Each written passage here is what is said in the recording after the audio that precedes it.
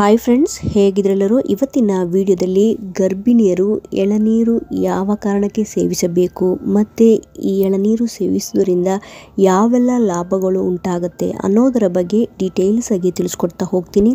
So ಹಾಗಾಗಿ ಯಾರೆಲ್ಲ ಇದುವರೆಗೆ ನನ್ನ ಚಾನಲ್ನ ಸಬ್ಸ್ಕ್ರೈಬ್ ಮಾಡಿಲ್ಲ, ಪ್ಲೀಸ್ ಸಬ್ಸ್ಕ್ರೈಬ್ ಮಾಡ್ಕೊಳ್ಳಿ. ಪಕ್ಕದಲ್ಲಿ ಬೆಲ್ಲೈಕನ್ನು ಕೂಡ.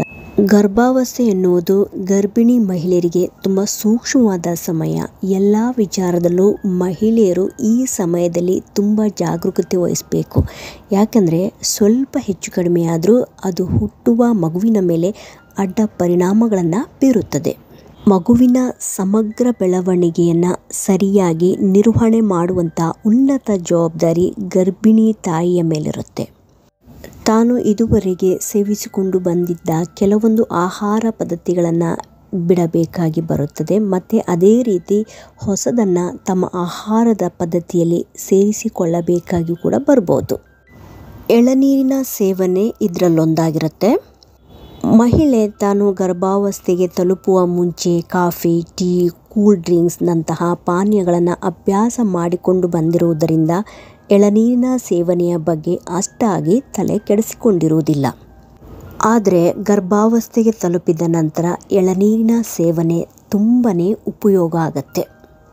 ಎಳನೀರು ಒಂದು ನೈಸರ್ಗಿಕ ಪಾನೀಯವಾಗಿದ್ದರೂ ಸಹ ಸೇವನೆಯಲ್ಲಿ ಮಿತ ಕಾಪಾಡಿಕೊಂಡರೆ ಮಹಿಳೆಯು ತನ್ನ ಆರೋಗ್ಯಕರ ಗರ್ಭಾವಸ್ಥೆಯ ದಿನಗಳನ್ನು ಅತ್ಯಂತ ಆನಂದವಾಗಿ ಕಳೆಯಬಹುದು.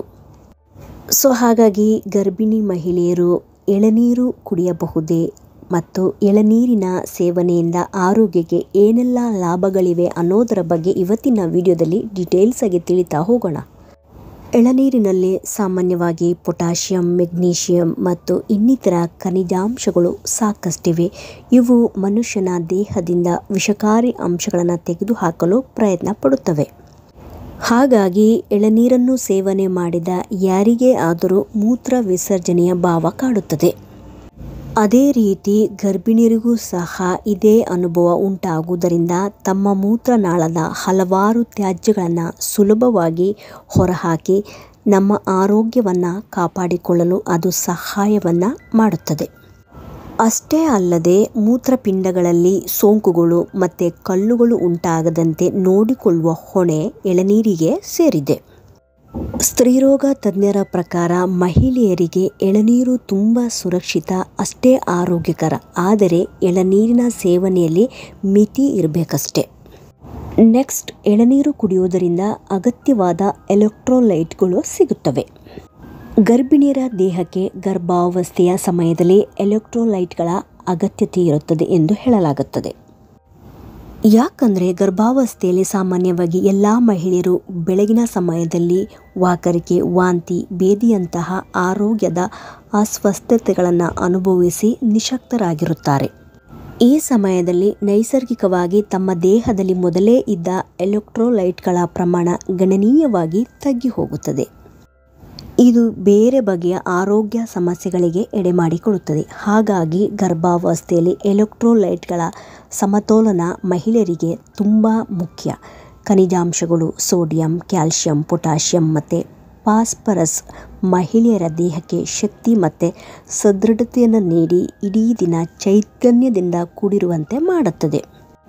ಅಷ್ಟೇ ಅಲ್ಲದೆ ದೇಹದಲ್ಲಿ ಮಾಂಸಖಂಡಗಳ ಕಾರ್ಯನಿರ್ವಹಣೆಗೆ ಮತ್ತು ಮೆದುಳಿನಿಂದ ಇತರ ದೇಹದ ಭಾಗಗಳಿಗೆ ತಲುಪಲು ಪ್ರಯತ್ನಿಸುವ ಸೂಚನೆಗಳನ್ನು ಸರಿಯಾಗಿ ನಿರ್ವಹಣೆ ಮಾಡುತ್ತದೆ. ಗರ್ಭಿಣಿಯರು ದೇಹದ pH ಮಟ್ಟ ಮತ್ತು ರಕ್ತದ ಒತ್ತಡದ ನಿರ್ವಹಣೆಯನ್ನು ಎಲೆಕ್ಟ್ರೋಲೈಟ್ಗಳು ಮಾಡುತ್ತವೆ. ನೆಕ್ಸ್ಟ್, ಎದೆಯುರಿ ಮತ್ತು ಮಲಬದ್ಧತೆಯಿಂದ ಪರಿಹಾರ. ಗರ್ಭಾವಸ್ಥೆಯಲ್ಲಿ ಮಹಿಳೆಯರಿಗೆ ತಮ್ಮ ದೇಹದಲ್ಲಿ ಸಾಕಷ್ಟು ಹಾರ್ಮೋನುಗಳು ಬದಲಾವಣೆ ಕಾಣುತ್ತವೆ. ಇದರಿಂದ ಮಹಿಳೆಯರಿಗೆ ಎದೆಯುರಿ, ಮಲಬದ್ಧತೆ ಮತ್ತು ಅಜೀರ್ಣತೆ ಸಾಮಾನ್ಯ ಸಮಸ್ಯೆಗಳಾಗಿ ಕಾಡುತ್ತವೆ. ಹಾಗಾಗಿ ಈ ಸಂದರ್ಭದಲ್ಲಿ ಗರ್ಭಿಣಿಯರಿಗೆ ನಾರಿನ ಅಂಶ ಹೊಂದಿದ ಆಹಾರಗಳು ಸಾಕಷ್ಟು ಅಗತ್ಯವಾಗಿರುತ್ತವೆ. ಎಳನೀರು ಇದಕ್ಕೆ ಉದಾಹರಣೆಯಾಗಬಲ್ಲದು. ಎಳನೀರಿನಲ್ಲಿ ಒಬ್ಬ ವ್ಯಕ್ತಿಯ ಜೀರ್ಣಾಂಗ ವ್ಯವಸ್ಥೆಯನ್ನು ಬಲಪಡಿಸಿ ಸಮಯಕ್ಕೆ ಸರಿಯಾಗಿ ಆತ ಸೇವಿಸಿದ ಆಹಾರವನ್ನು ಜೀರ್ಣ ಮಾಡಿ ದೇಹದಲ್ಲಿ pH ಮಟ್ಟವನ್ನು ಸಮತೋಲನಗೊಳಿಸಿ ಮಲಬದ್ಧತೆಯನ್ನು ನಿವಾರಣೆ ಮಾಡುತ್ತದೆ. ಆಯುರ್ವೇದ ಪದ್ಧತಿಯಲ್ಲೂ ಸಹ ಇದು ಸಾಬೀತಾಗಿದೆ. ಹಾಗಾಗಿ ಗರ್ಭಿಣಿಯರ ದೇಹದಲ್ಲಿ ಜೀರ್ಣಾಂಗಕ್ಕೆ ಸಂಬಂಧಪಟ್ಟ ಮೆಟಬಾಲಿಸಮ್ ಪ್ರಕ್ರಿಯೆಯನ್ನು ಅಚ್ಚುಕಟ್ಟಾಗಿ ನಿರ್ವಹಿಸುವುದು ಮಾತ್ರವಲ್ಲದೆ ಮೊದಲಿನ ವಿಷಕಾರಿ ತ್ಯಾಜ್ಯಗಳನ್ನು ಮೂತ್ರ ವಿಸರ್ಜನೆ ಮತ್ತು ಮಲ ವಿಸರ್ಜನೆಯ ಮೂಲಕ ಹೊರಹಾಕುತ್ತದೆ. ಗರ್ಭಿಣಿಯರ ದೇಹದಲ್ಲಿ ನೈಸರ್ಗಿಕವಾದ ಆಮ್ಲದ ಪ್ರಮಾಣವನ್ನು ತಗ್ಗಿಸಿ ಎದೆಯುರಿ ಮತ್ತು ಗ್ಯಾಸ್ಟ್ರಿಕ್ನಂಥ ಸಮಸ್ಯೆಗಳನ್ನು ಕಡಿಮೆ ಮಾಡುತ್ತದೆ. ನೆಕ್ಸ್ಟ್, ಎಳನೀರು ಒಂದು ಸೋಂಕು ನಿವಾರಕ. ಎಳನೀರಲ್ಲಿ ದೇಹದ ರೋಗ ನಿರೋಧಕ ಶಕ್ತಿಯನ್ನು ಹೆಚ್ಚಿಸಲು ಬೇಕಾದಂತಹ ಅಗತ್ಯ ಪ್ರಮಾಣದ ವಿಟಮಿನ್ ಅಂಶಗಳು, ಖನಿಜಾಂಶಗಳು ಮತ್ತು ಆಂಟಿ ಆಕ್ಸಿಡೆಂಟ್ ಅಂಶಗಳು ಸಾಕಷ್ಟಿವೆ. ಈಗಿನ ಪರಿಸ್ಥಿತಿ ನೋಡಿಕೊಂಡರೆ ನಾವು ಎಲ್ಲದಕ್ಕಿಂತ ಮುಖ್ಯವಾಗಿ ನಮ್ಮ ದೇಹದ ರೋಗ ನಿರೋಧಕ ಶಕ್ತಿಯನ್ನು ನಮಗೆ ಸಿಗುವ ಎಲ್ಲ ಮೂಲಗಳಿಂದ ರಕ್ಷಿಸಿಕೊಳ್ಳಲು ಮತ್ತು ವೃದ್ಧಿಸಿಕೊಳ್ಳಲು ಪ್ರಯತ್ನಿಸಬೇಕು.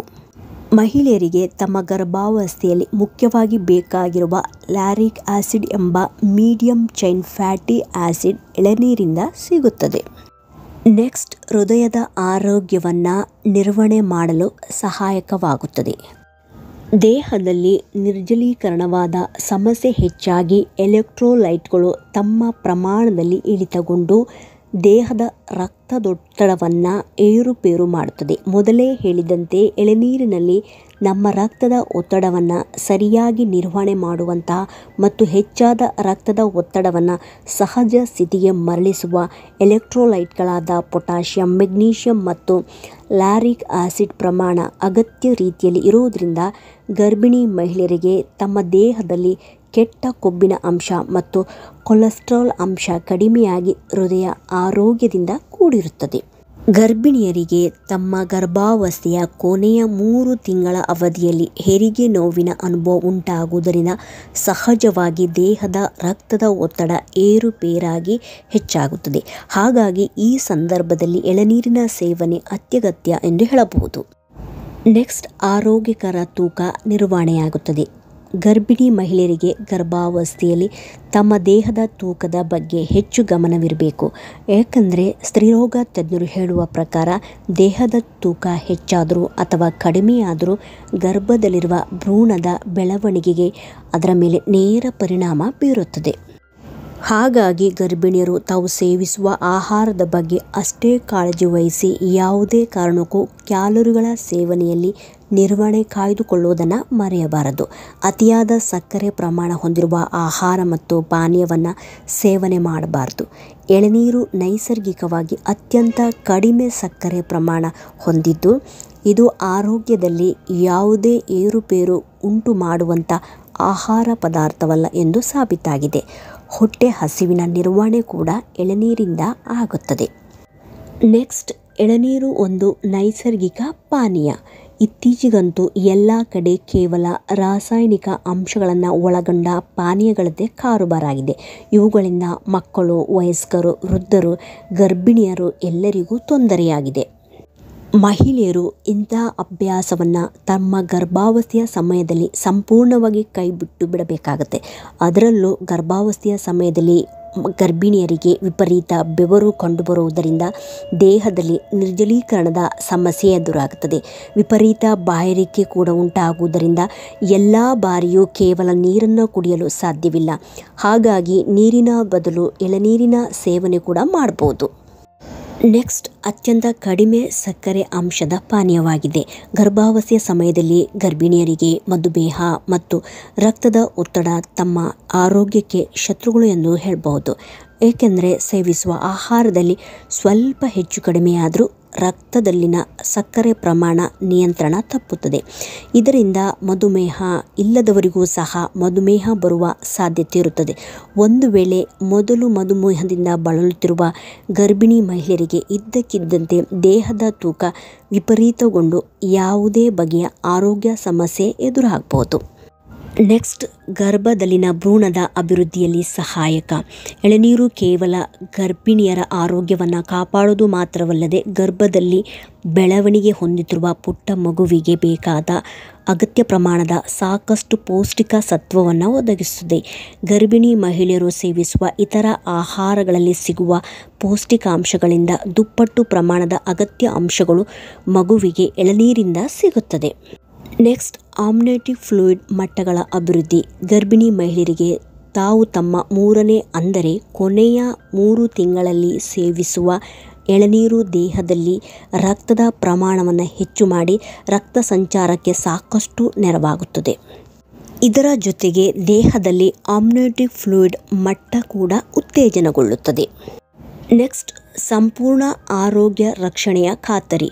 ಗರ್ಭಿಣಿಯರು ಯಾವುದೇ ಆಹಾರವನ್ನು ಸೇವನೆ ಮಾಡಬೇಕಾದರೆ ಮೊದಲು ವೈದ್ಯರಿಂದ ತಮ್ಮ ದೇಹಕ್ಕೆ ಇಂತಹ ಆಹಾರ ಸೂಕ್ತವಾಗಿದೆಯೇ ಎಂದು ತಿಳಿದುಕೊಂಡು ನಂತರ ಸೇವನೆ ಮಾಡಲು ಮುಂದಾಗಬೇಕು. ಆದರೆ ಎಳನೀರಿನ ವಿಷಯದಲ್ಲಿ ಹಾಗೇನಿಲ್ಲ. ಯಾವುದೇ ಅನುಮಾನವಿಲ್ಲದೆ ಎಳನೀರಿನ ಸೇವನೆ ಮಾಡ್ಬೋದು. ಯಾಕಂದರೆ ಇದೊಂದು ನೈಸರ್ಗಿಕವಾದ ಪಾನೀಯ ಆಗಿರೋದ್ರಿಂದ ಮತ್ತು ಪೌಷ್ಟಿಕಾಂಶಗಳು ಇದರಲ್ಲಿ ಸಾಕಷ್ಟು ಇರುವುದರಿಂದ ಯಾವುದೇ ಅಡ್ಡ ಪರಿಣಾಮಗಳಿಲ್ಲದೆ ದೇಹದ ಸಂಪೂರ್ಣ ಆರೋಗ್ಯ ರಕ್ಷಣೆಯಲ್ಲಿ ಭರವಸೆ ಒದಗಿಸುತ್ತದೆ. ಕೊನೆಯದಾಗಿ, ಎಳನೀರನ್ನು ಮಿತವಾಗಿ ಸೇವಿಸುವುದರಿಂದ ಯಾವುದೇ ರೀತಿಯ ಅಡ್ಡ ಪರಿಣಾಮಗಳುಂಟಾಗುವುದಿಲ್ಲ. ಸೊ ಇವತ್ತಿನ ವಿಡಿಯೋದಲ್ಲಿ ತಿಳಿಸಿರುವಂಥ ಈ ಒಂದು ಇನ್ಫಾರ್ಮೇಷನ್ ನಿಮಗೆ ಇನ್ಫಾರ್ಮೇಟಿವ್ ಅನಿಸಿದ್ದಲ್ಲಿ ಪ್ಲೀಸ್ ಸಬ್ಸ್ಕ್ರೈಬ್ ಮಾಡೋದನ್ನು ಮರಿಬೇಡಿ. ಸಿಗ್ತೀನಿ ಮುಂದಿನ ವಿಡಿಯೋದಲ್ಲಿ. Thank you so much friends.